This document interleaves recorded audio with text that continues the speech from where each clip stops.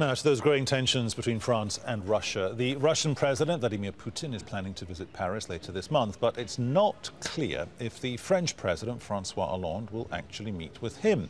Now, that news comes as the French Foreign Minister accuses Russia of taking a dangerous line in Syria and is pushing for the International Criminal Court to investigate possible war crimes in Aleppo. Jean-Marc Ayrault says Moscow needs to work with France in finding a suitable outcome to the war. Russia is a partner, not an adversary, but we have a deep disagreement and we need to say it. If the president decides to have the Russian president come here to France, it won't be to trade pleasantries. It will be to tell truths and find a way out of what is going on over there and to get Russia to realize that it is heading down a dangerous path. If it believes it will end with a victory, it's going to cause a massacre, and that's morally unacceptable. Politically, in our fight against terrorists, the results will be that terrorists will come out stronger, and France, which has been a target, cannot accept that. We'll talk to our correspondent in Moscow in just a moment. That's Roy Challands there on the left of your screen. First to Paris, and our correspondent there, Natacha Butler. Natacha, why are the French prevaricating in this way when it comes to this meeting?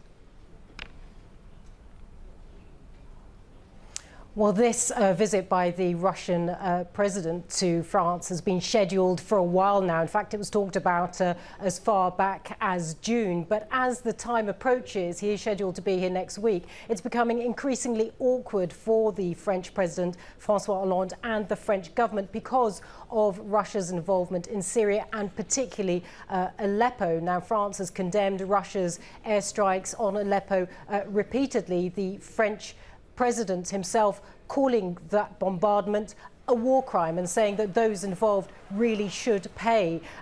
Added to that, on Saturday, we had Russia blocking France's UN draft resolution calling for an end to those bombardments. So you can really see that right now there are very high tensions between France and between Russia. So this really isn't the kind of atmosphere in which you can imagine the French president and Russian president meeting on civil terms. Now, what the French foreign minister's been trying to say is he's been trying to put a positive spin on it, saying that if the Russian president does come, because Vladimir Putin is supposed to also be opening an Orthodox church here in Paris, if he does come, perhaps if the French president decides he wants to meet him, then the two could perhaps have constructive discussions, some frank conversations on topics of not just Syria, but even issues like Ukraine.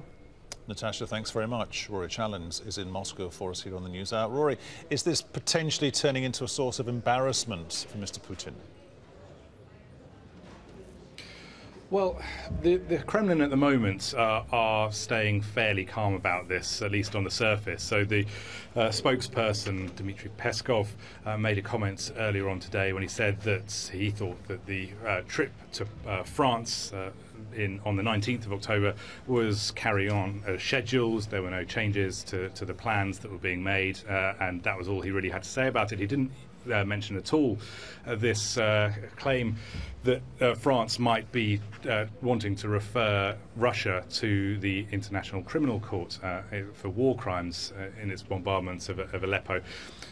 But I think maybe behind curtains, behind closed doors, this will be starting to worry the Kremlin for quite a specific reason, really, because remember back to before the Syria intervention took place, Russia was essentially in a kind of pariah state position regarding what it had done in Ukraine. And many people, many analysts looked at the Syria intervention as a way for Mr. Putin to get back into a strong negotiating position with other world leaders to essentially get them talking to him again.